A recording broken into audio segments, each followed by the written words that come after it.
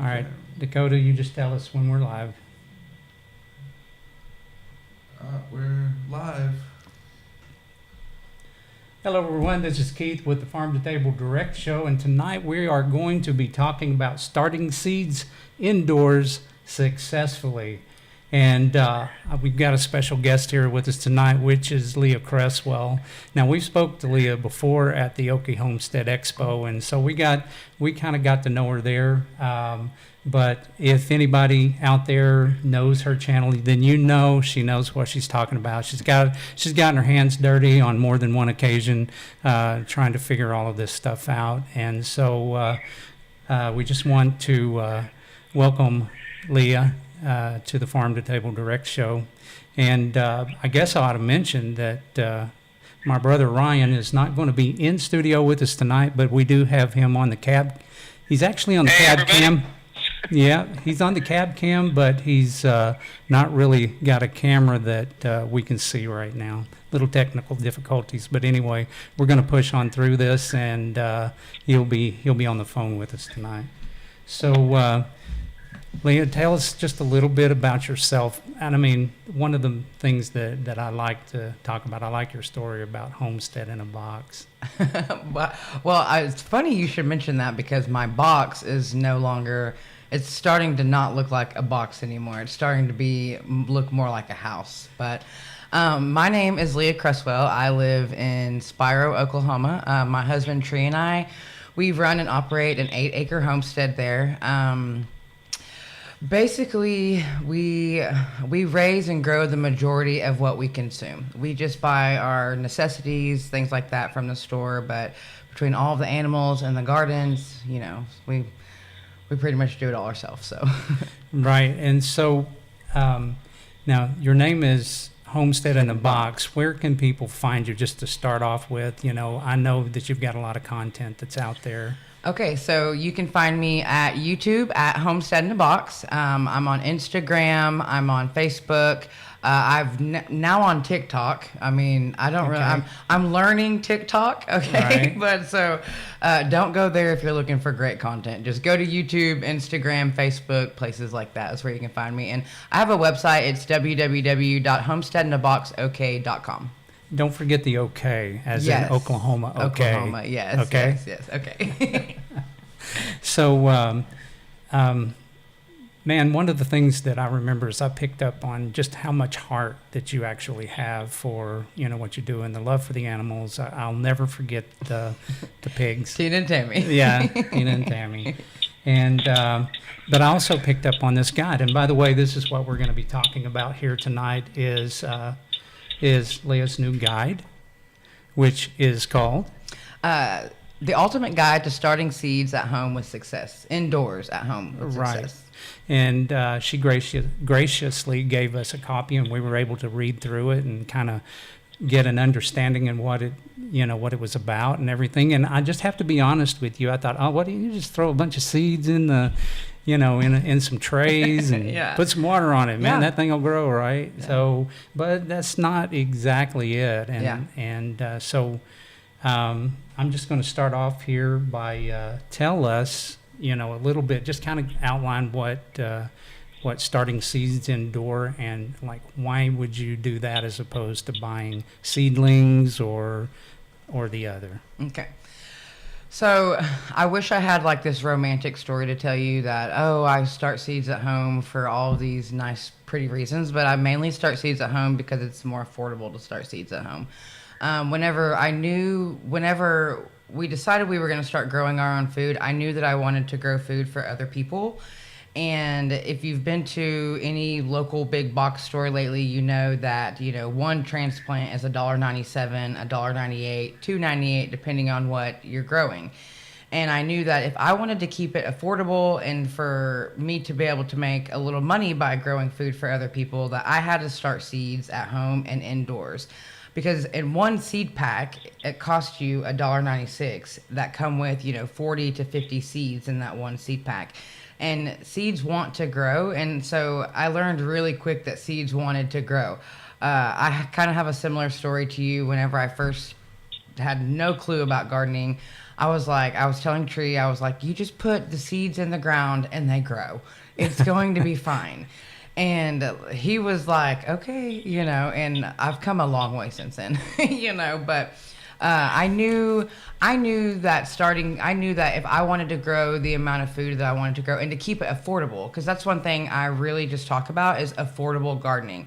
People have this misconception that gardening has to be expensive. You have to go out and buy, the Jiffy pots, all the fancy things. Right. When in the reality of it, I start seeds in recycled butter bowls, and so I knew that if I wanted to keep it affordable, I had to start all of the seeds that I wanted to start at home. And not only the affordability of it, but I start seeds at home that you can't go to bigger box stores and purchase, like a bunch of heirloom seeds. Like your bigger stores, they're selling your basic Cherokee purples, things like that. They're not selling your big rainbows or your Abe Lincolns or, you might find some out there, but not like what you can flipping through a seed catalog.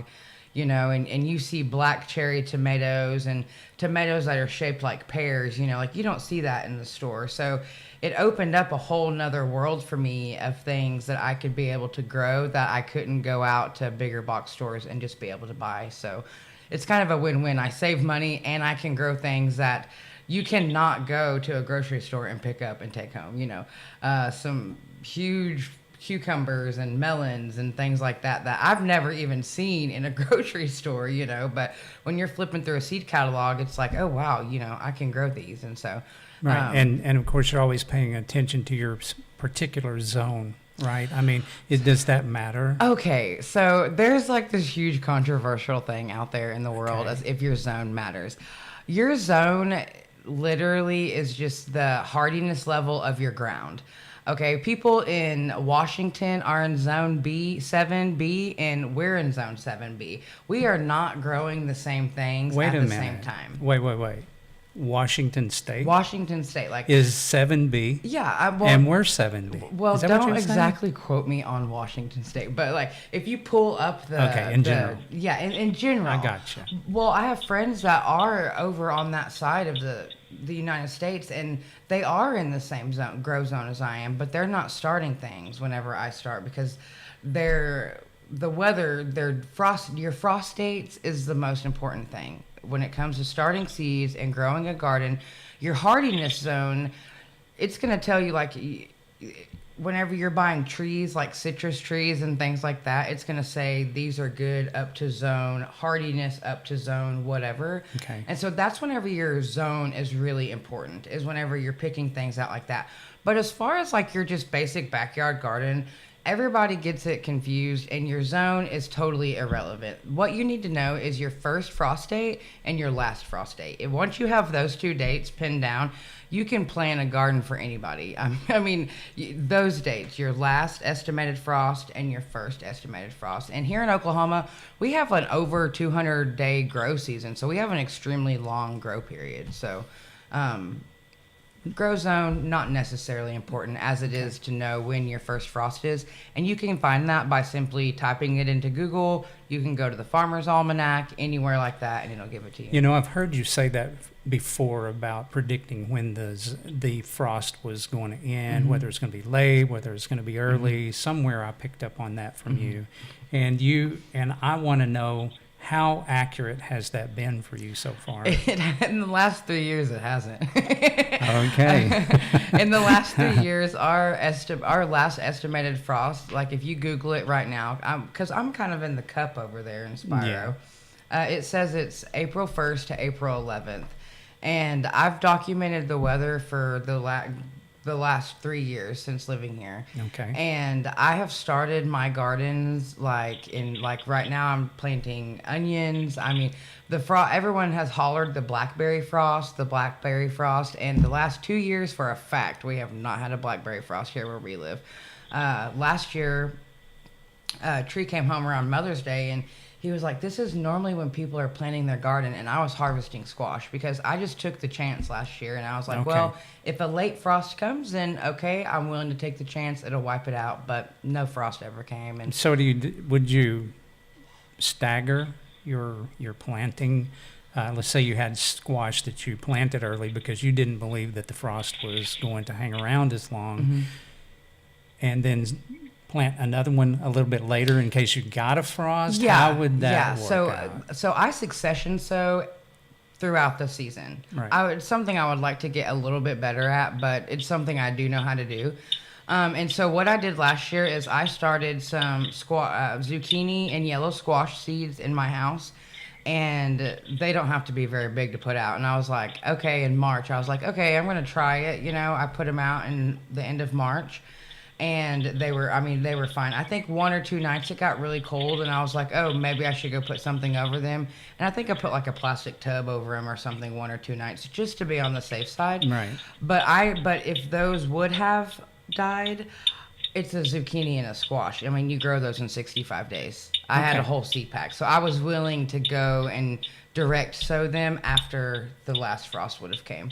And all gardening is trial and error. A lot of people ask me like right now, they're like, well, you're planting your onions, but you're telling us to start onion seeds. It's an experiment. I started them in December just as an experiment to see how they would do. Last year, I didn't start my onion seeds until now in February. So, I mean, it's all trial and error when it comes to gardening, for sure.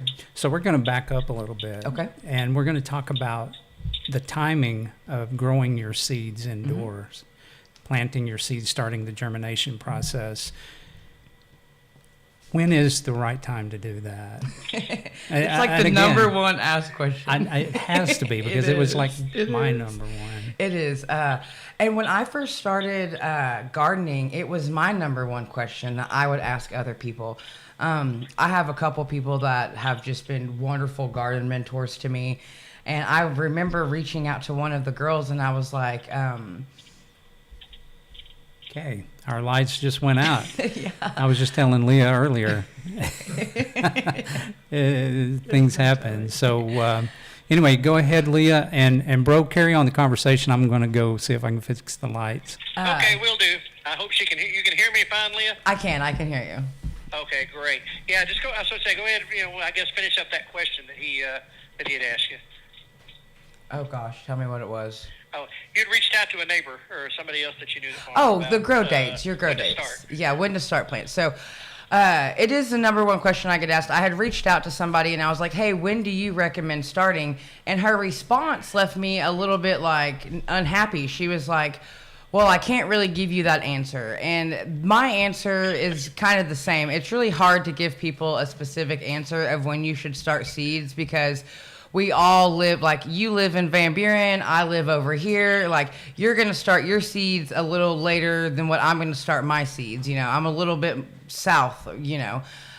So the best way to do it is just to know your last estimated frost. If you know your last estimated frost, on the back of every single seed packet, there they go.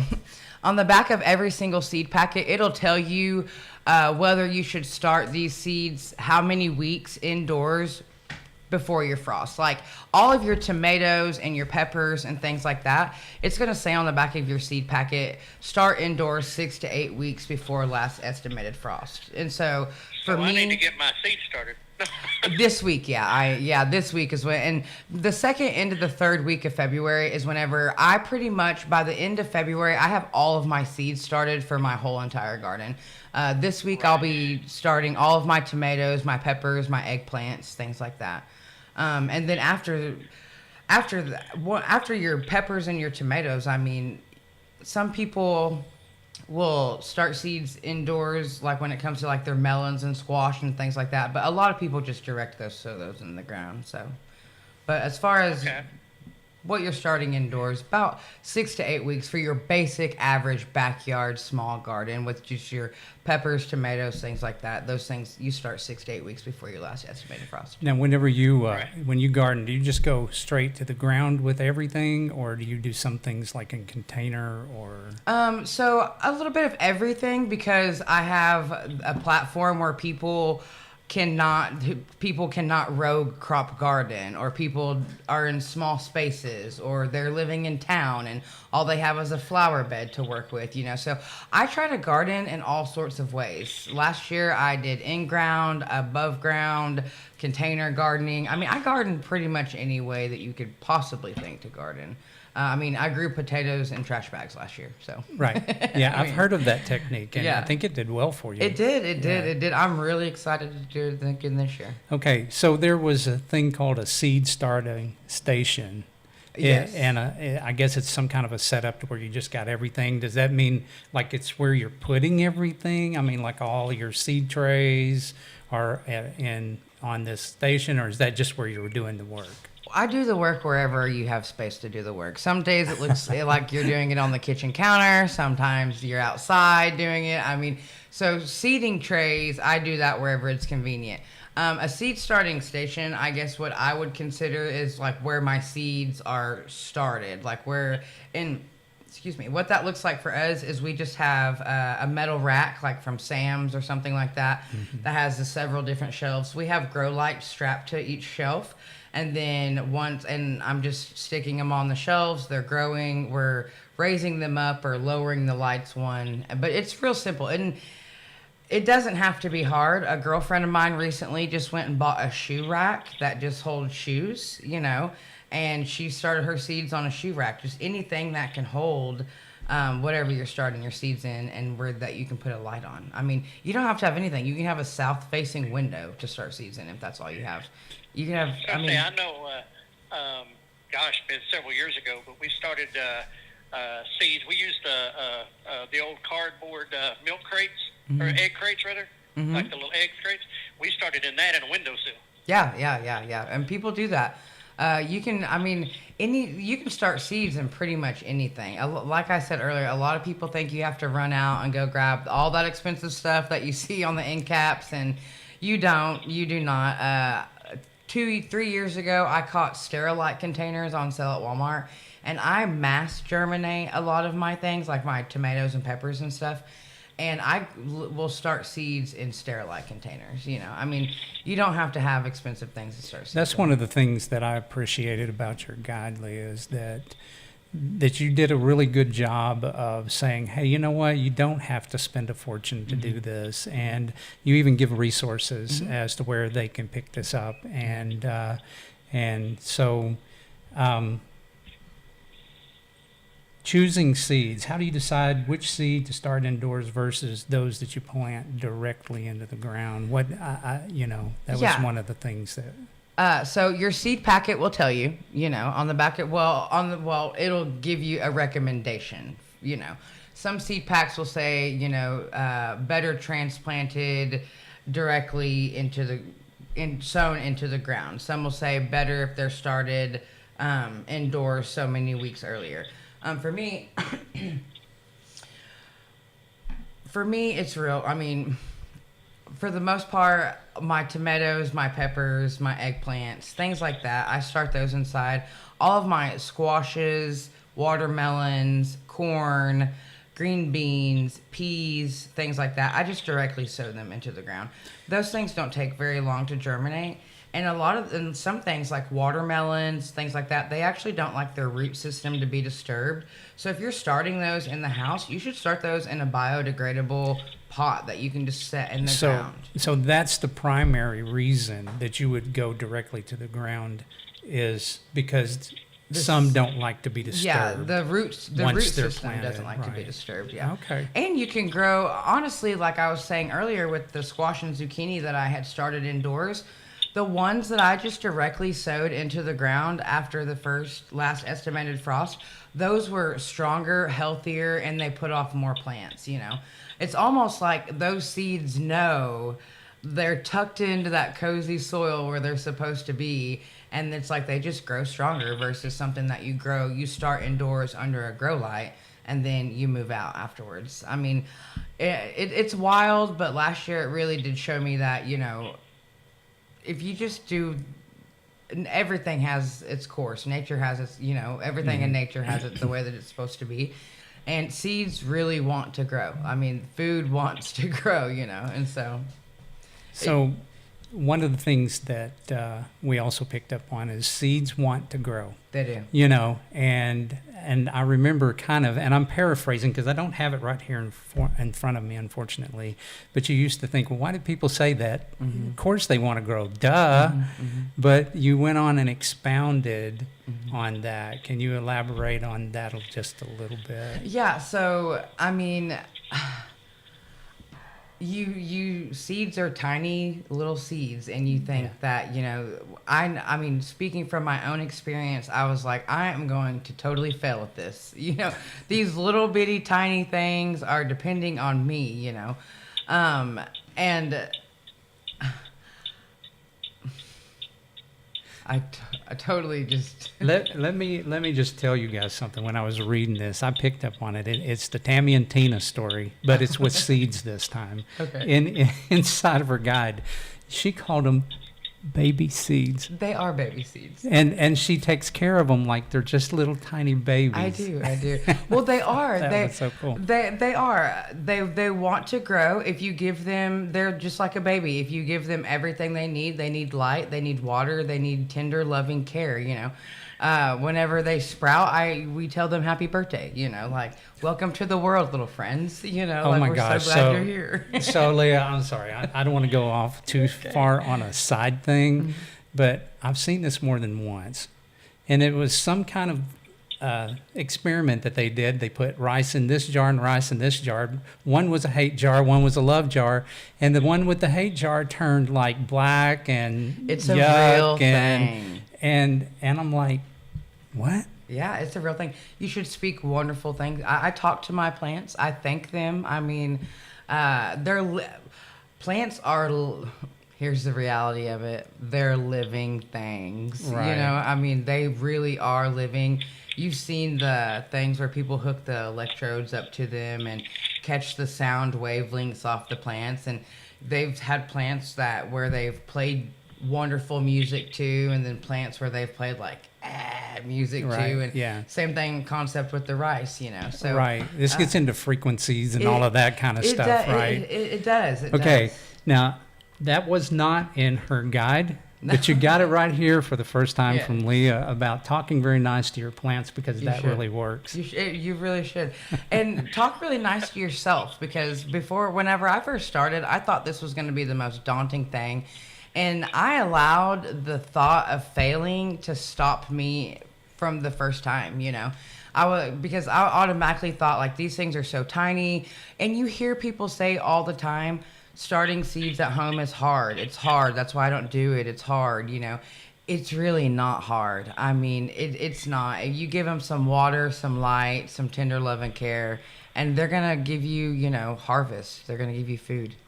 So, of course, I've got a list of questions here, Okay. and I'm just going to read another one that we happen to have here, and that's about soil and containers. What type of soil mix do you recommend for seed starting, and are there any budget-friendly container options? I think we were just talking a little bit about that. Yeah, that you this would is suggest. this is one of my favorite questions. Again, another question that I've been asked like 14 times on Instagram in the last 3 weeks. And I don't mind asking it because it's the same answer. I find whatever is the most affordable and the most convenient to me. I do not have a special seed starting mix. I wish that I could say that I do, but I don't. A lot of times here in Oklahoma, Happy Frog is convenient for us. So I get Happy Frog, Fox Farm. I will buy Miracle Grow potting soil. You know, I will grab a bag of whatever is at Atwood's. The onions I started last week were started in the dollar store potting soil. I mean, I don't have a certain one that I like more than another. You know, you just know that whatever you're starting in, you don't want heavy chunks of wood. You don't want heavy, thick chunks of anything. You need to sift those kind of things out. But as far as some people start with a potting mix that has no nutrients in it, I'm not doing that, because then you have to give your seedlings fertilizer. And that's just adding another step. Like, I'm over here to try to make this as easy as possible. So I automatically start all of my seeds and things that have nutrients already in it, because the nutrients that's in that soil is going to feed that plant long enough until you get it planted out into the ground. So Okay, so I want to draw a difference between, doing your seedlings okay. and doing your garden itself. I mean, as far as it goes with Okay. with fertilizer. So I've heard that you don't have to like buy new soil all the time and be putting it in. You just need to reconstitute Amend it, it. re-amend it. And so you wouldn't do that with the soil that you're doing with your seedlings. No, and in fact, I had a garden consultation today, and I was telling one of the girls, because she had kind of reused some other soil that she had already previously mixed or whatever, and I was like, yeah, you don't really want to do that, I mean, so I'm not saying that it's not going to work, okay? I'm not saying it's not going to work. Seeds want to grow. Seeds want to grow. However, seeds. it's going to be a little bit harder. It's way better just to start fresh, Just go take the investment, make the investment. If you're just doing a small backyard garden, you can get just a small bag of potting mix, and it's going to last you, all season. You're gonna want to go buy house plants just to use up the bag of soil that you've bought. It doesn't take very much soil to start seeds at all. Okay, and I've got a lot of questions in that particular area that would be after you've already planted it, but and getting into the NPK levels and mixing those things, but. We're talking about seedlings this time, so we're going to try to stay on track a little we'll bit. We'll move on to that one. Yeah. Right. So earlier, go ahead, bro. Well, I was going to, go ahead and finish that. I've got a question after you get done. Oh, okay. Well, I was just going to talk about the lighting and the temperature. I know that it's important. So what is the importance of lighting and temperature control in starting seeds? Just as important as it is for us in life. It's pretty important. Seedlings require the same things that we do.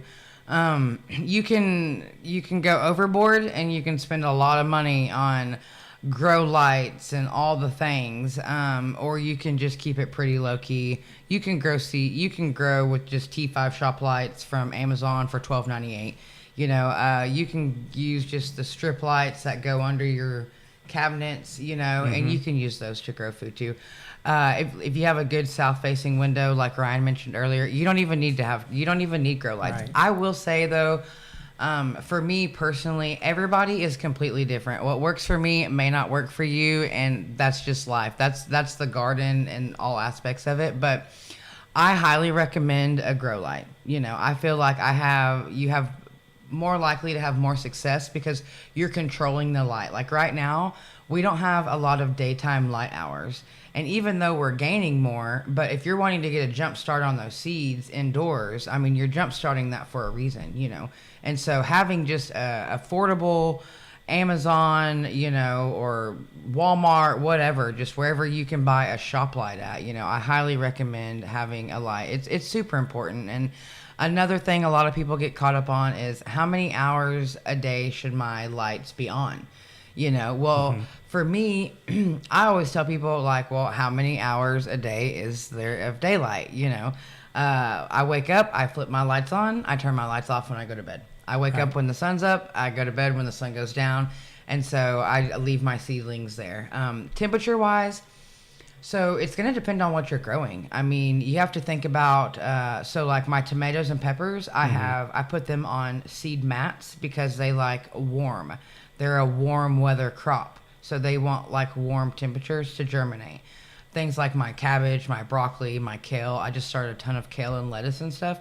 That doesn't need anything. Those are cold weather crops. So if you put them on a heat mat, it's going to take them longer to germinate than what it would if it's just cold where they're at. So it just kind of depends on what you're starting. Most small backyard gardeners are starting your basic summer crops, which is tomatoes, peppers, jalapenos, all those different varieties.